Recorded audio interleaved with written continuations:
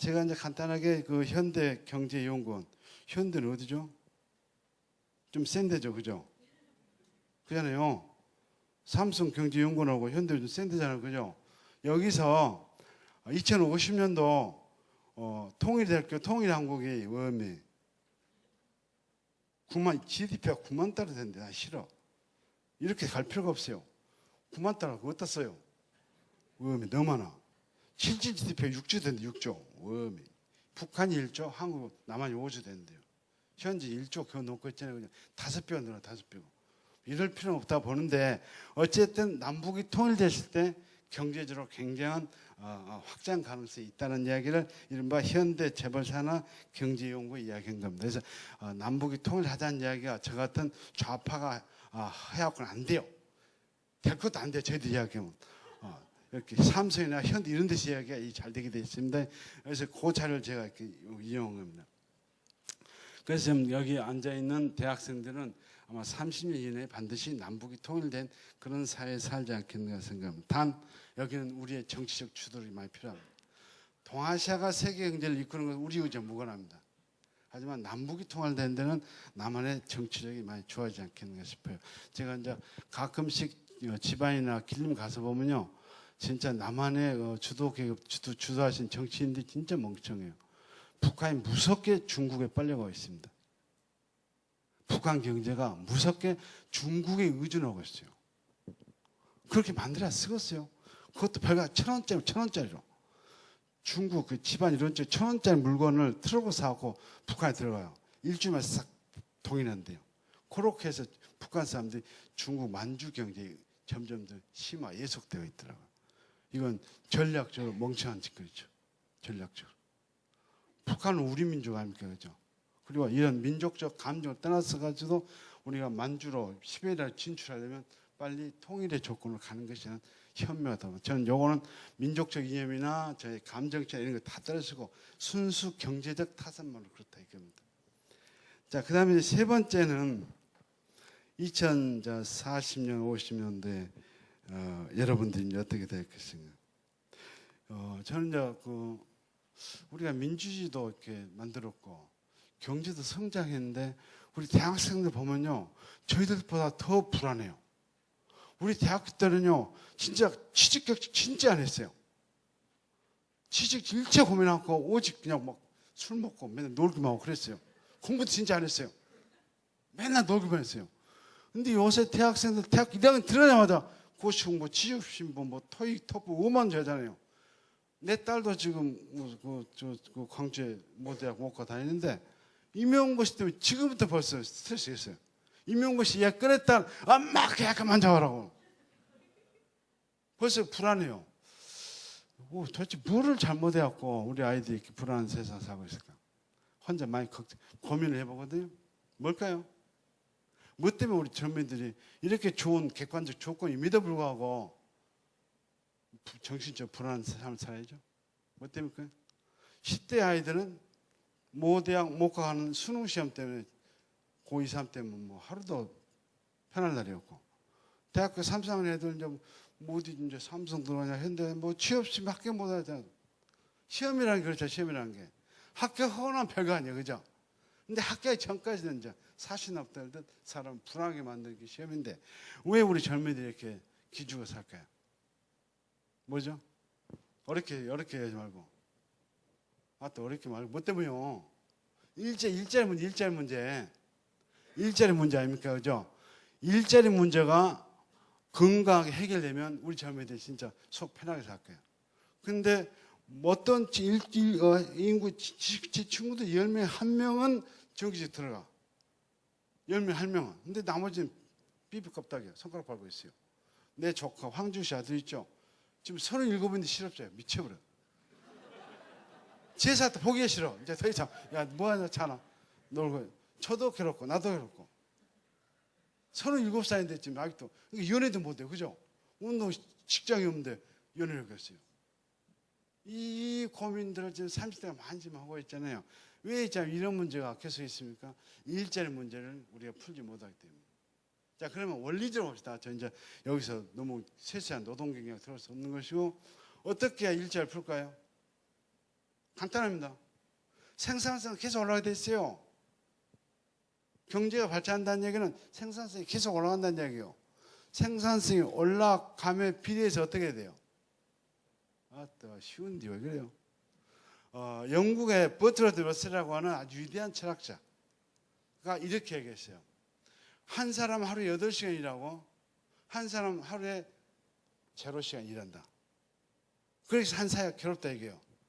그럼 이 문제를 해결하는 비법은 너무너무 간단하다. 유치원 때 배우는 거다. 뭐예요? 8 플러스 0 나누기 2하면 된다 이거예요. 뭐예요 이게? 노동시간을 단축해야 한다는 얘기예요. 저는 이건 진리라 봅니다. 우리가 살 길, 우리의 영혼이 평화롭게 평안하게 살 행복한 삶을 만드는 핵심 원리는 앞으로도 계속 대통령 요 이야기하면 무조건 찍으십시오. 노동시간을 단축하자. 요 이야기는 대통령이 무조건 찍으십시오. 그 사람이 대한민국을 살릴 겁니다. 앞으로 10년도 20년 이 문제가 안 풀리면 그때까지 우리 청년들은 영혼의 불안을 떨어야 되고 이 문제가 풀리면 영혼이 편안해집니다. 노동시간을 단축해야 됩니다. 지금 주 5일이죠. 주 4일 단축해야 됩니다.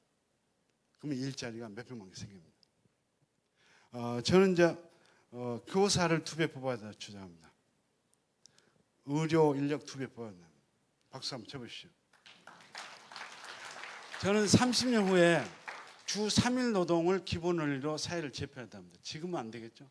앞으로 우리 대학생들이 저희 남할 때는 주 3일을 기준으로 해가지고 저는 이제 세대 간 분업이라는 편이 있어요. 이게 돈을 많이 벌어야 되는 35세에서 55세까지 애를 낳고 키워야 되는 이때는 주 4일 일하고 그 다음 결혼하기 전 대학 졸업하고 결혼하기 전 10년 그 다음에 이제 얘 다 키우고 얘 대학 다 보내고 나이 55세 65세 요때 10년 요때는 주 이틀 일하고 이렇게 한 계층은 주 이틀 일하고 한쪽은 주 4일 일하고 주 6일을 공장에 들어갈 수 있겠죠. 그죠? 이렇게 해서 세대 간 분업 원리로 해서 노동을 좀 서로 결사하면 서로 하면서 남도 하고 싶고 그다음에 이제 애를 낳았으면 좀 돈 많이 벌었잖아요. 그죠? 그잖아요. 주 4일 좀 일하고 이렇게 해서 하게 되면 이제 2 플러스 3은 주 3일 노동제잖아요. 그죠? 제가 이걸 오랫동안 주장했어요. 근데 최근에 모 재벌이 내 안을 지지하더라고요. 그 모 재벌은 멕시코의 최고 재벌 카를로스라는 분이 제 이 이론을 지지하더라고요. 앞으로 인류가 갈 길은 주 3일 노동밖에 없다. 저는 여러분 대학생들이 제 나이 때는 반드시 이게 현실로 다가오리라고 생각합니다. 이제 주 3일 노동 원리를 학교에 적용하고 병원에 적용하죠. 자, 선진 사회가 뭐가 선진 사회입니까? 우리 최고 잘 먹는다 했잖아요. 이미 우린 최고 잘 먹어요. 자, 그다음 뭐가 선진 사회예요? 학교가 행복해야죠. 그죠? 10대 애들 학교에서 행복하게 살아야 할 거 아니에요. 그죠? 그럼 뭐 돼야 돼요? 선생님들이 많아야 돼요. 선생님이 두 배 들어야 돼요. 선생님들이 주 3일만 일해야 됩니다. 엊그저께 제가 해남고등학교 가서 강연하는데 와 초등학교 교사는 좀 괜찮은데 고등학교 교사는요 이 교사가 아니에요. 완전 노가다. 밤 12시까지 애들 뒤척거리고 있어요. 정신. 이건 선생이 아닙니다. 교사가 아닙니다. 연구할 시간이 있어야 되거든요. 원래 이 수업이라는 것이 연구하는 사람이 잘 같이 되어 있습니다. 연구하면서 새로운 깨달음을 가진 사람들이 그 깨달음의 즐거움을 아이들한테 전파하는 거예요. 그래서 애들도 같이 즐거워요. 그런데 10년 동안 한 번도 연구 본 적이 없어. 현재 대한민국 교사들이 그래요. 뭐 때문에? 뭐 여러 가지 행정적 잘못 때문에. 왜 행정적 잘못을 왜 선생님한테 해야 됩니까? 대학교처럼 교수는 연구하고 강요하고 행정처에서 다 해야죠. 그래서 행정 요원을 배대해가지고 교육 현장에 인력을 투입 늘려야 된다고 봅니다. 뭐 돈이 없다고요? 뭐 그렇더라고. 10점 해결됩니다. 현재 우리나라 재정 규모 얼마라고요? 350조 원다니까요. 의지만 있으면 돼요. 의지만 있으면. 전두환 때 박정희 때 불가능했습니다. 근데 김대중 때부터 세금이 100조입니다. 노무현 때 200조요. MB 때 300. 지금 우리 이 정권이 끝났지만 400조 될 겁니다. 5년마다 100조씩 늘어나고 있어요. 이걸 공무원들이 대충 허투루 쓰고 있어요. 지금 우리가 지금 그렇게. 그래서 우리가 어떤 사회를 만들어야 우리 행복한 사회가 될 것인지 여러분들이 정확한 원리를 갖고 다음 또 대통령 뽑겠죠, 그죠? 그때 잘 찍으셔야 해요. 제가 그래서 이제 주 3일 노동을 이야기합니다. 이렇게 해서 이제 학교가 행복하고 병원이 우리 국민들 잘 대우하는 그런 사회를 선진 복지 사회라고 한다면 저는 이제 바로 이 대목에서 이제 이러한 조건이 갖춘 이유에서 우리가 이제 선진 문화를 만들어야지 않는가 요약을 이제 하려고 하는 겁니다. 결론. 지금부터 60년 전에 김구 선생님이 그런 말 했어요. 한번 따라해 보실래요? 내가 만들고 싶은 나라 시작. 내가 만들고 싶은 나라는 경제력이 센 나라도 아니요 군사력이 강한 나라도 아니다. 오직 한없이 문화적 순위 높은 나라다. 김구 선생이 이걸 만들기가 참 대단한 사람이죠. 최근에 어떤 책 보니까 김구께 아니고 이광수가 대신 써자 대필해 줬다는 그런 얘기 있네요. 이광수 선생이 좀 대필해 줬대. 아마 그쪽 냄새 나네요. 어쨌든 1948년도 그 찢어지게 가난한 그 시절에 내가 대통령이 되면 내가 만들고 싶은 나라는 문화적 수준이 한없이 높은 나라를 만들고 싶다는 이 애언은 우리 후대가 꼭 실현해야 될 올바른 노선이 아닌가 저는 그렇게 생각해 봅니다. 자, 그러면 이제 어떻게 해서 문화적 수준이 높은 나라를 만들 것인가 마지막이 되겠습니다. 여기서 내가 앞으로 30년 후에 뭔가 내 한 이름 남기고 가는 문학과 예술을 한달까 한국과 같은 이런 영역의 창조적 활동을 하고 싶은 사람. 그러니까 대충 그냥 돈 벌고 먹고 자고 그렇게 사는 사람 여기가 안 들어도 돼요. 그리고 나이 80대가 뒤지면 돼. 그죠? 그 사람들 위해 사는 이야기 아닙니다. 뭔가 이 짧은 인생에서 진짜 이 짧은 생에서 뭔가 의미 있는 어떤 일을 하고 싶은 사람. 오직 인생을 즐기기 위해서만 사는 사람들 볼 때 미쳤다 할 정도로 특정 일에 집중해야 한다고 하는 그런 말이 있거든요. 그런 야망이 있는 분들에게 제가 딱 3가지 팁을 말씀드릴게요. 제가 읽어본 모든 그 위인들을 보면요. 창조적 활동은 첫 번째 의문. 퀘스천 마크가 있는 사람은 창조를 하게 돼 있고 이 세상을 그냥 상식적 그대로 그냥 아무 생각이 없어 그냥 술탄 물탄 그냥 살아가 그 사람 창조 안 돼요. 이게 맞을까? 왜 이래 맞지? 라고 의심을 품는 사람들. 이 사람이 새로운 걸 만들어냅니다. 그래서 여러분 스스로 그렇고 자식이 있는 분들은 애들한테 퀘스천 마크를 가라. 질문을 품으라 이거예요. 아인슈타인이 상대성이를 만들 때도 다 아주 소박한 질문에서 시작됩니다. 그래서 질문이 없는 사람은 그냥 대충 개대침 살고요. 뭔가 창의적 활동하고 싶은 사람은 현실에 대해서 우리 현실에 대해 질문 품고 역사에 대해서 질문 품고 우주에 대해서 질문 품을 수 있는 거죠. 그죠? 우주가 언제 태어났어요? 빅뱅 소리가 여기서 나온 거 아닙니까? 그죠? 생물에서 의문을 품을 수 있고 미시세계, 양자세계 질문 모든 영역에 대해서 나름대로 하나의 질문을 품으시고 그 질문을 해결하기 위해서 20살 때부터 60살 때까지 일관되게 연구하면 저는 된다고 합니다. 참고로요. 그 중고등학생들 자꾸 안 되는 전교 1등을 한단 말이에요. 할 필요가 없어요. 왜 너무도 다 할 때 합니까? 대학교 갈 때 쉬워요. 대학. 왜? 대학교 되면 놀잖아요. 그죠? 더 쉬운 것은 대학 졸업하고 대학 좀 다 공부하잖아요. 그죠? 진짜 좋은 시기잖아요. 그죠? 남들 놀 때 공부해보라. 그러면 무조건 1등 할 거 아니죠. 애새끼도 그렇게 이야기해요. 이 사람한테 코피 터져가면서 1등을 하지 말고 대학 졸업하고 남들 다 논다 이거. 대한민국 그 대학 졸업하고 책 한 권 읽습니까? 하루에? 안 읽잖아요. 그때부터 내가 이제 공부 좀 해줘야 돼. 대학교 하루에 4시간씩만 나 60살 때까지 40년 동안 하세요. 출세할 수 있는 방법 아주 간단합니다. 20살 때 장자 책 한번 연구했어요. 현재 장자에 대한 연구가 제일 안 돼 있어요. 20살 때 60살 때 장자 하나만 일관되게 파버렸어요. 지금 전 세계적 학자 반드시 됩니다. 얼마나 좋아요. 그죠? 그래서 이제 질문을 품으시고요. 두 번째는 공부를 하고 학문을 하고 이 모든 것이 제가 보니까 좋은 습관을 얼마나 길들이냐 여기에 들어있는 것 같아요. 공부를 하루에 몇 시간 하는 게 중요한 거냐. 공부가 습관이 되어 있냐 안 되냐 이게 중요해요. 어떤 삶을 자기의 습관을 만들고 있냐에 따라서 그 사람의 운명이 달라지는 것 같습니다. 네.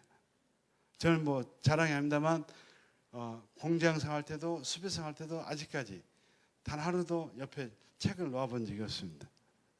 그 성과에 의해서 철학 콘서트 쓰게 된 거고 뭐 대충 10년 가는 책이 나오기 힘들거든요. 근데 이번에 보니까 10년 가겠대요.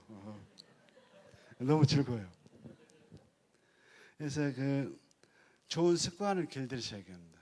습관이 여러분의 삶을 정하고 결국 습관이 나이 60살 때 여러분을 어떤 위치로 놓느냐에 달려있는 것 같습니다. 자녀들한테 습관이 굉장히 습관지에 제가 꼭 권장하고 싶은 것은 끊임없이 책을 옆에 두고 있으라. 책을 읽고 그 다음에 일기를 쓰라. 라고 이야기도 말 안 듣더라고요. 제가 누차 일기를 쓰라 해도 제 이야기 못 끝나거든요. 저는 초등학교 5학년 때부터 지금까지 일기를 계속 쓰고 있습니다. 일기만 해도 한 20권 됩니다. 그 집에 가고요. 오늘 아버지가 짜장면 사주셨다. 맛있게 먹었다. 또 사주면 좋겠다. 그런 일기 쓰지 마시고 초등학교 6학년 담임선생한테 검사받기 위한 그런 형식적인 일기 쓰지 마시고 원 센텐스만 쓰라 이겁니다. 오늘 하루 산 것 중에 의미 있는 생각, 의미 있는 체험을 딱 한 문장으로 간결하게 딱 요약해 써놓은. 요즘 컴퓨터도 있으니까 일기장 만들기 쉽죠. 그것이 축적이 된 속에서 좋은 책도 나오고 그런 것 같습니다. 자, 마지막으로 뭔가 의미 있는 성과를 내면 어떻게 되냐. 뉴턴이 그런 말을 했어요. 아따 당신 어떻게 해서 이렇게 허벌쩍 좋은 걸 내놨으니까 이 양반 굉장히 겸손한 사람이요. 내가 당신보다 좀 멀리 내다볼 수 있었던 것은 내가 거인의 어깨 위에 올라탔기 때문이다. 재밌죠, 그죠? 거인의 어깨 위에 올라타 이게. 뉴턴이 올라탄 거인은 3명입니다. 뉴턴의 만인력 법칙이 나오게 된 데는 1호가 데카르트. 데카르트 들어봤죠, 그죠? 중3 때 좌표 배우자 좌표. X축, Y축 배우잖아요, 그죠? 그 X축, Y축을 만든 사람이 데카르트예요. 그 데카르트 해석 기하학을 뉴턴이 배웁니다. 두 번째 거인은 갈릴리입니다. 갈릴리. 세 번째가 케플러. 이 세 사람의 연구 성과를 올라타면 필연적으로 도달하게 되는 게 만유력입니다. 그래서 뉴턴이 됐었던 것은 지가 똑똑해서가 아니고 저보다 위대한 거인의 위에 올라탔기 때문에. 자, 그럼 갈릴리는 누구 탔을까요? 갈릴리. 이게 무시가 다니까 이렇게. 갈릴리 누구 탔어요? 누구? 코페르니쿠스 태양 중심 이론을 전파한 사람이에요. 그러면 이제 코페르니쿠스는 누구 등에 탔을까요? 이건 이제 몰라도 제가 인정합니다. 프톨레마이오스라고요. AD 150년경 위대한 천문학자가 있어요. 프톨레마이오스가 이미 알마게스타라는 1000페이지가 달린 천문학 책을 썼어요. 이 1000페이지 속에는 고대 메소포타미아, 이집트 모든 별 관측이 데이터가 다 들어가 있는. 요거를 코페르니쿠스가 가볍게 바깥치기 한 겁니다. 태양과 지구 위치만 바꾸고 나머지 똑같아요. 요렇게 해서 코페르니쿠스가 나온 겁니다. 이렇게 해서 쭉 올라타 보면 이제 아리스토텔레스는 누구 등에 탔을까요? 그렇죠? 플라톤 탔죠, 그죠? 플라톤 누구 탔겠어요? 그렇죠? 소크라테스. 소크라테스 누구 탔겠어요? 모르죠, 그죠? 그래서 제가 이번에 그걸 연구를 했어요. 서점에 시중하면 사랑하라는 책이 있어요. 제가 쓴 소크라테스 아주 잘 쓴 책이거든요. 죄송합니다. 솔직히 잘 썼으면 잘 썼다고요, 지금 뭐. 한국에 나온 거 제일 잘 썼다니까요. 근데 다만 소크라테스 평전이라고 이름 못 붙였어요. 평전까지는 제가 아직 쓸 실력이 안 되어서 소박하게 이제 소크라테스 삶과를 이야기하는 사랑하는 책 좀 붙였는데 제가 소크라테스 연구 보니까 소크라테스도 거인의 등에 올랐다. 한 사람이 아낙사우라스고요. 또 한 사람이 프로타우러스. 자세한 건 이제 사랑하는 책 한번 읽어보시고 뭐 책장수가 같네. 네, 그렇게 쭉 올라가면 결국 누가 나오냐? 유럽은 호메로스가 나옵니다. 올라가면 궁극적으로 호메로스. 플라톤이 왜 플라톤이냐? 진짜 큰 놈하고 싸운 거예요. 플라톤이 호메로스와 싸운 사람입니다. 아시겠어요? 호메로스의 신관, 호메로스의 저승관을 뒤집어 엎어요. 니체, 별 볼일 없는 미친놈이거든요. 니체 진짜 정신병자예요. 그 짜라투스타 하면 뭐 때문에 이거 좋다고 사람들이 읽는지 모르겠어요. 내가 볼 때 별별이 없어요.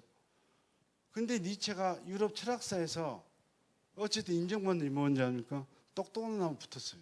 누가 싸웠을 거예요? 소크라테스, 플라톤을 조져놨어요. 그리고 기독교를 조져놨어요. 소크라테스하고 기독교가 유럽 정신을 메마르게 했다. 유럽 문명을 죽이고 있는 두 적이 바로 이놈들다 하고 입에 거품 불고 싸운 거예요. 그래서 나온 태제가 뭡니까? 신은 죽었다. 여기까지 나와요.